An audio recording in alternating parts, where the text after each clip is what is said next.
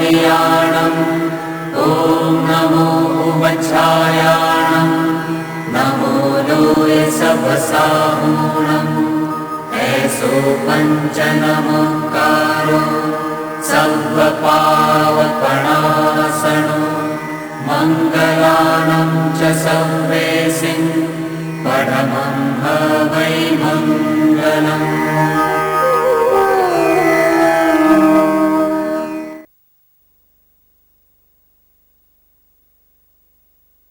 जिनके गुणों के गान में वे वर्धमान महान जिन विचरे हमारे ध्यान में। भगवान महावीर की अहिंसा के संदर्भ में चर्चा चल रही है। आज सारी दुनिया में जब हिंसा का तांडव नृत्य हो रहा है और सारा जगत एक बहुत गहराई से अनुभव करने लगा है कि हिंसा का रास्ता विनाश का रास्ता है।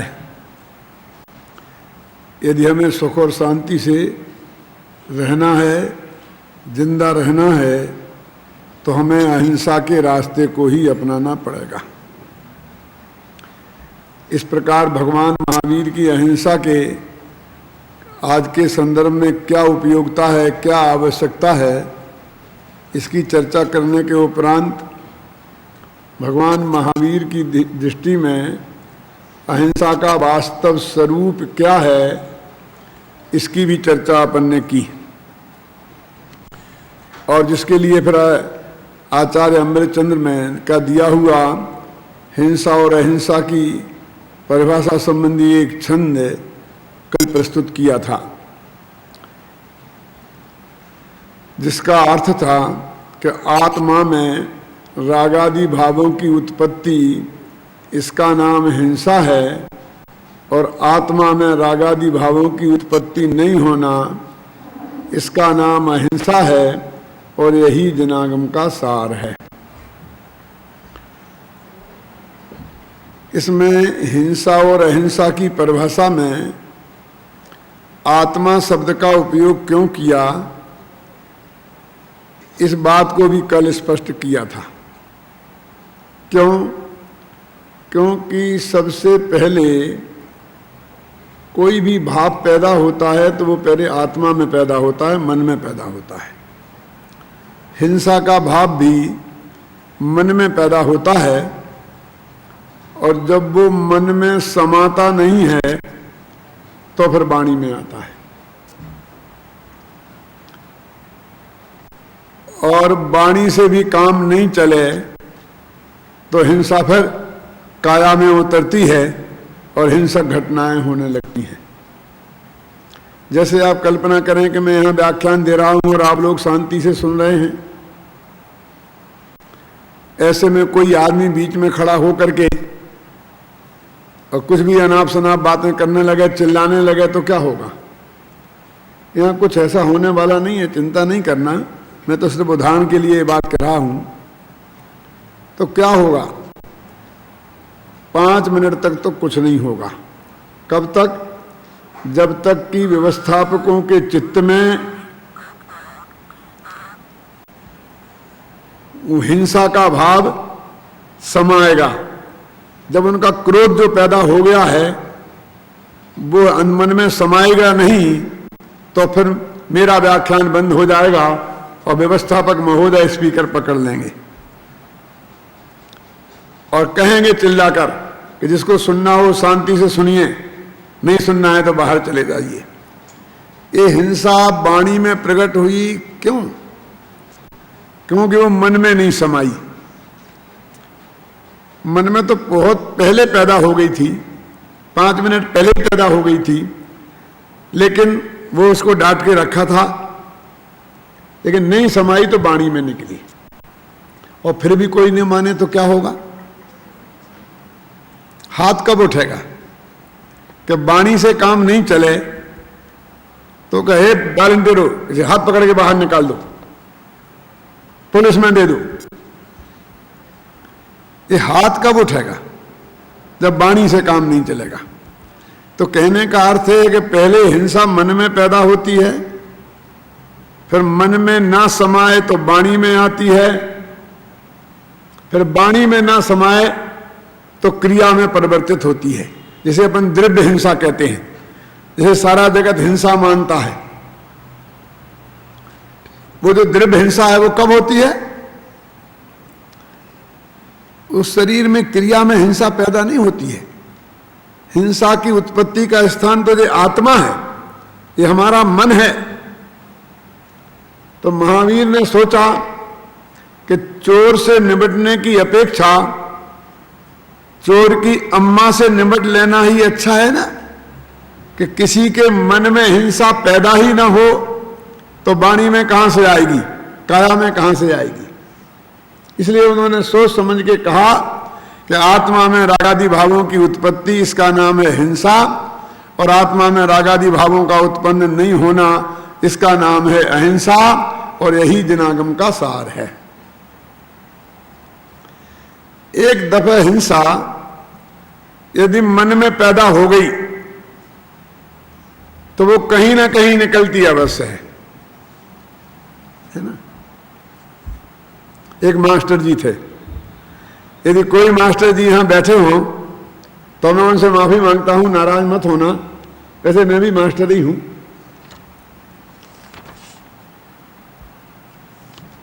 मास्टर जी ने मास्टरनी से कहा कि आज जरा रोटी जल्दी बनाना, मुझे स्कूल जल्दी जाना है। तो मास्टरनी बोली कि आज रोटी जल्दी नहीं बन सकती है। कि क्यों? क्योंकि जयपुर से एक दुबला पतला पंडित आया है, आज मैं उसका व्याख्यान सुनने जाऊंगी और बाद में रोटी बनाऊंगी। ये बात सुनते ही मास्टर जी का माथा गर्म हो गया।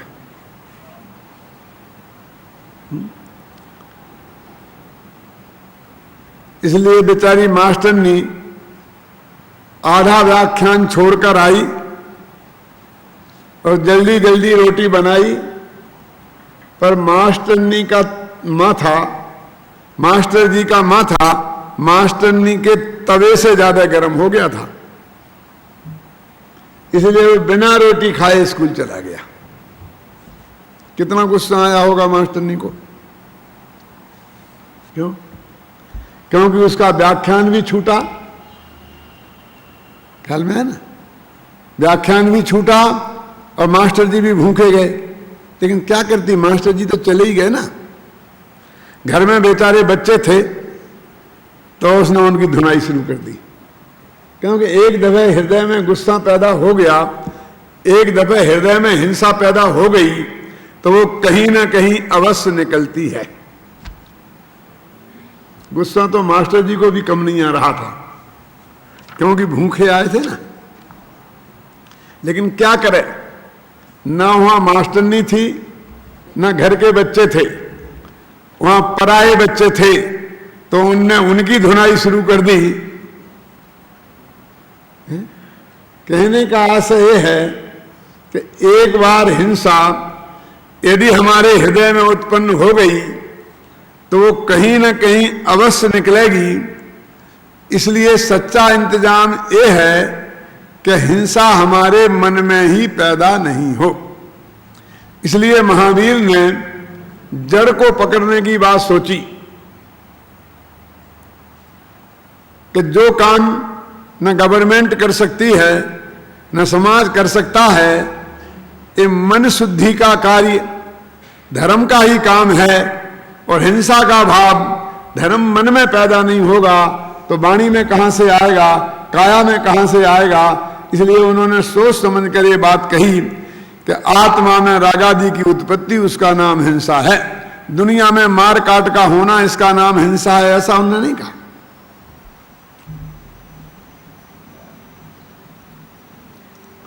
तो क्या भगवान महावीर ये दुनिया में जो मारकाट होती है उसे हिंसा नहीं मानते थे? मानते थे, अवश्य मानते थे। लेकिन उनका कहना यह है कि अकेली ये ही हिंसा नहीं है। वास्तव में देखा जाए तो ये तो हिंसा का फल है। हिंसा तो असली वो चीज है जो हमारे हृदय में पैदा होती है। हृदय में जो मोह राग द्वेष के भाव पैदा होते हैं, असली हिंसा तो वो है और उसका ये फल है जिसे अपन मारकाट कहते हैं।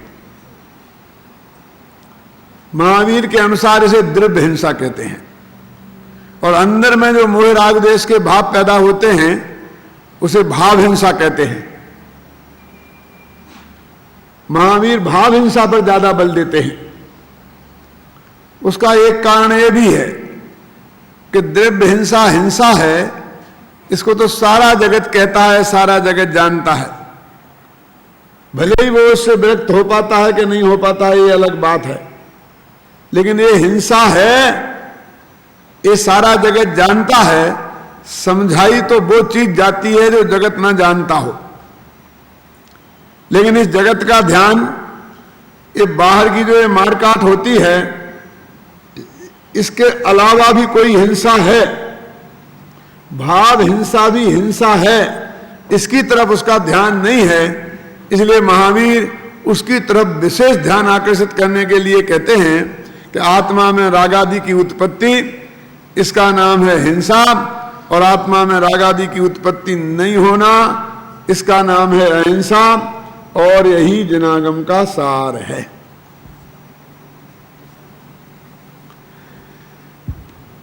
ये बात तो इसकी हुई कि आत्मा में एक दफे हिंसा पैदा हो गई तो वो कहीं ना कहीं अवश्य निकलेगी।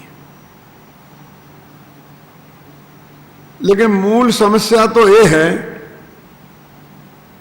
कि हिंसा रुके कैसे। सारी दुनिया आज इसमें चिंता में है कि विश्व में जो आतंकवाद फैला हुआ है, इतनी हिंसा फैली हुई है, वो हिंसा हम कैसे मिटाएं। बहुत से लोग तो हिंसा को हिंसा से मिटाना चाहते हैं,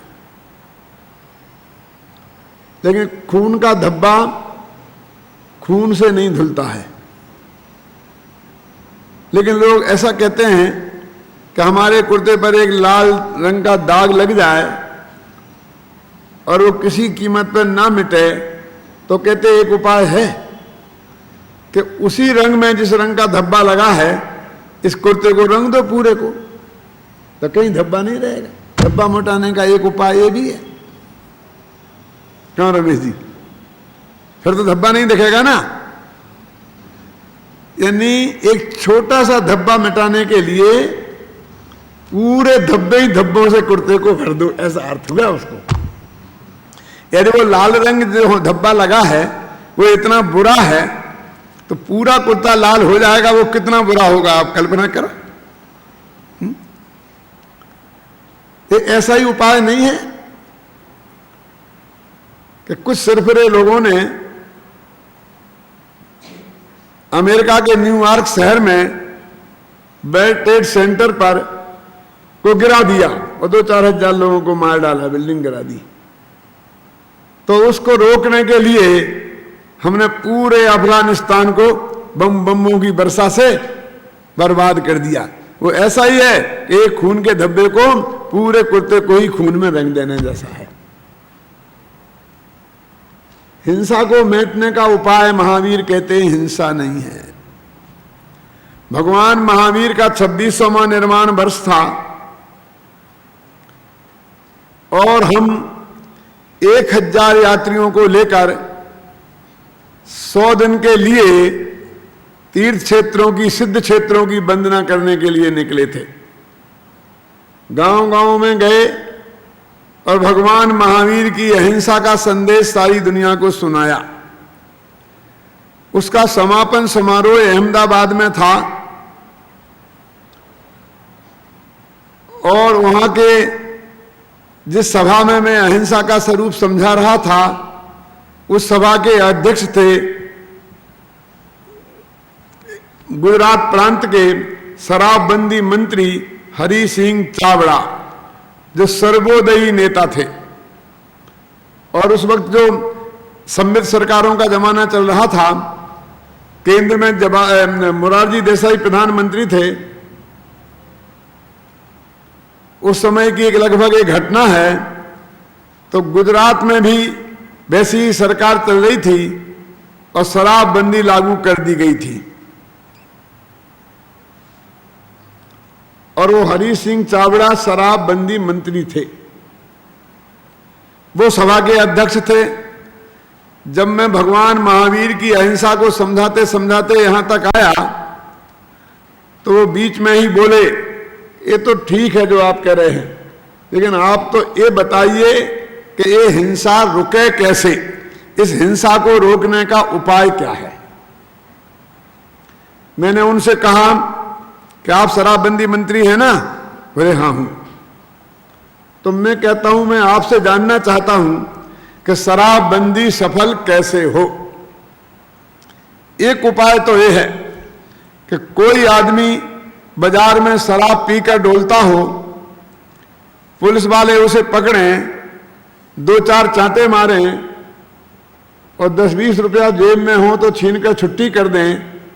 क्या इस तरह शराबबंदी सफल हो जाएगी? बोले नहीं, ऐसा तो नहीं होगा। तो मैंने कहा हो तो यही रहा है आपके राज्य में। बोले क्या करें आप बताइए ना। मैंने कहा जिन होटलों पर वो अवैध शराब बिकती है, जब तक उन पर छापा नहीं मारा जाएगा तब तक शराबबंदी सफल होने वाली नहीं है। बोले अच्छा ऐसा ही करेंगे। तो मैंने कहा कि पुलिस वालों ने उस होटल पर छापा मारा, 10-20 बोतलें मिली तो मिल बांट कर पी ली और 200-500 रुपया लेकर उसकी छुट्टी कर दी, तो क्या शराबबंदी ऐसे सफल हो जाएगी? बोले नहीं होगी। तो मैंने कहा हो तो ऐसा ही रहा है, तो करें क्या? मैंने कहा जिन अड्डों पर वो अवैध शराब बनती है, जब तक उन अड्डों को नष्ट भ्रष्ट नहीं किया जाएगा तब तक शराब बंद नहीं हो सकती। क्यों? क्योंकि अड्डों में यदि शराब बनेगी तो मार्केट में आएगी आएगी और आएगी, जाएगी कहां?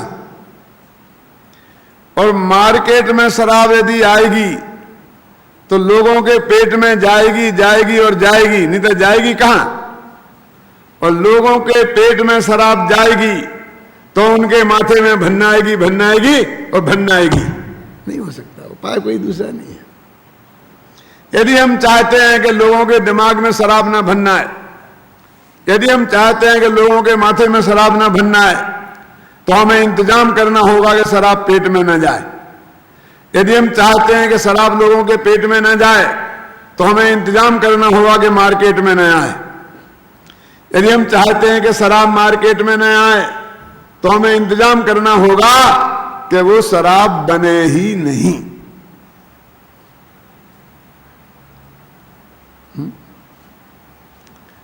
जब तक हम उन स्थानों को नष्ट भ्रष्ट नहीं करेंगे जहां वो शराब बनती है, तब तक शराबबंदी सफल नहीं हो सकती है।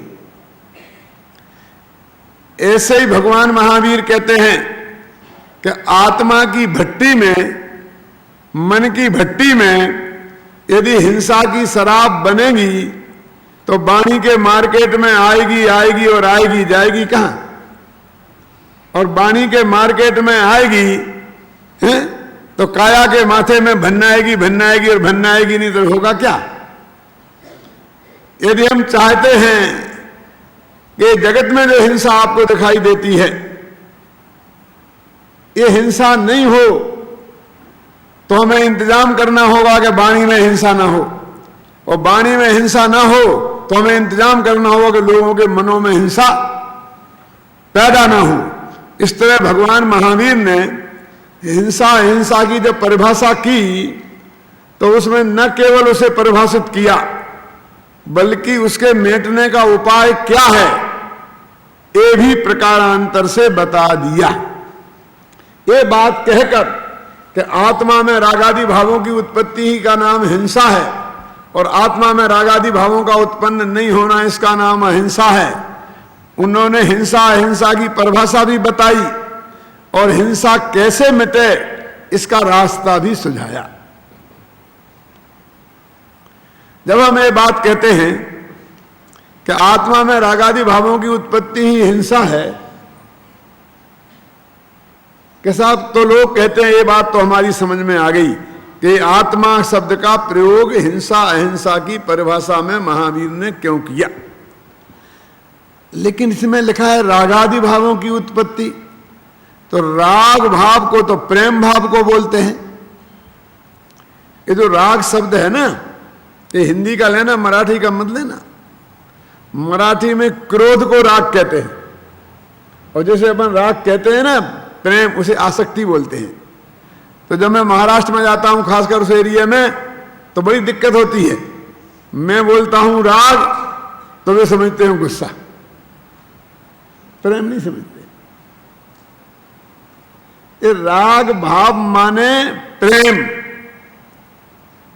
तो कहते हैं सारी दुनिया जिस प्रेम को अहिंसा कहती है, भगवान महावीर उस राग को यहां हिंसे घोषित कर रहे हैं। बहुत खतरनाक बात है ना।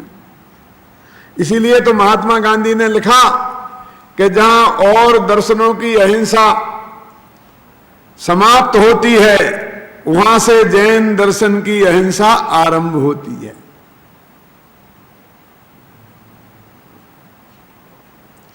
ये बात मैंने आप लोगों से कहकर कि आत्मा में रागादि भावों की हिंसा उत्पत्ति होना ही हिंसा है, यानी राग भाव ही हिंसा है, एक खतरनाक बात आपके सामने रख दी है। आप जानते हैं डॉक्टर दो प्रकार के होते हैं, एक कलम के और एक मलम के। कलम के डॉक्टर तो हम जैसे जो किताबें लिखते हैं, पीएचडी होते हैं, डीलिट होते हैं। और मलम के डॉक्टर वो जो ऑपरेशन वगैरह करते हैं, आप अच्छी तरह से जानते ही हैं। जब मलम का डॉक्टर किसी एक मरीज का ऑपरेशन करता है, तो मरीज होता है एक, और वो भी बेहोश, और डॉक्टर होते हैं कम से कम दो, और दो चार नर्सें भी होती हैं। तो सारी यदि ऑपरेशन फेल हो जाए तो सारी जिम्मेवारी डॉक्टर की है, क्योंकि बेचारा मरीज तो बेहोश है, वो करे क्या। लेकिन जब वाणी का डॉक्टर ऑपरेशन करता है, तो डॉक्टर होता है अकेला, विदाउट नर्स, और मरीज एक साथ होते हैं 1000, 2000, 5000 जिनका ऑपरेशन एक साथ किया जाता है। और डॉक्टर के साथ मरीज भी पूरी तरह होश में होते हैं। ख्याल में है ना, मरीज भी पूरी तरह होश में होते हैं। ये डॉक्टर के वर्सेस बराबर मरीजों की भी जिम्मेवारी है यदि ऑपरेशन फेल हो जाए तो मैंने ऐसा बोलकर कि आत्मा में राग भाव की उत्पत्ति, उसका नाम हिंसा है, आप सबका पेट चीर दिया है। क्यों? एक डॉक्टर ऑपरेशन कर रहा हो, मरीज का पेट चीर देवे, और वो जितनी मरीज ने का पेट जितना गहरा चीरा गया, बेहोशी उतनी गहरी नहीं थी, तो बीच में ही होश आ जाए तो क्या होगा? क्या होगा बोलो भाई साहब, क्या होगा? क्या यदि मरीज गुजराती हुआ तो टेबल पे से उठ के भाग जाएगा, और यदि मरीज पंजाबी हुआ तो दो चांटे मार के डॉक्टर को भगा देगा। कुछ भी क्यों ना हो, चाहे मरीज डॉक्टर को भगाए, चाहे मरीज खुद भागे, मरना मरीज को ही है, डॉक्टर को नहीं मरना है। इसलिए अब मैं कहता हूं आपसे कि ऐसा कह के मैंने आपका पेट चीर दिया है, तो जब तक ये बात पूरी ना हो जाए अच्छी तरीके से, तब तक आप यदि उठ के भाग के चले गए तो मैं जिम्मेवार नहीं हूं कुछ हो जाए तो। अब तो इसमें ही भलाई है कि जब तक मैं ये बात आपको पूरी तरह अच्छी तरह समझा ना दूं कि महावीर ने आत्मा में रागादि भाव की उत्पत्ति को हिंसा क्यों कहा, उसमें वास्तविक तथ्य क्या है, तब तक आप शांति से सुने। इसके अलावा कोई दूसरा उपाय नहीं है। अब तो आपको 24 घंटे यहां लेटा ही रहना पड़ेगा, क्योंकि वो पूरा ऑपरेशन तो मैं कल करूंगा, आज तो हो नहीं सकता है। इसलिए अब शांति से आप अगले समय में जब हम आपसे चर्चा करें तो तो आप सबकी उपस्थिति अनिवार्य है, नहीं तो आप जाकर बाहर कहेंगे कि एक ऐसा पंडित है कि प्रेम को हिंसा कहता है। इस बात को अच्छी तरह समझना है तो आप जरूर कल इसी समय मेरी ये बात सुनने अवश्य आइए। ओम शांति शांति शांति।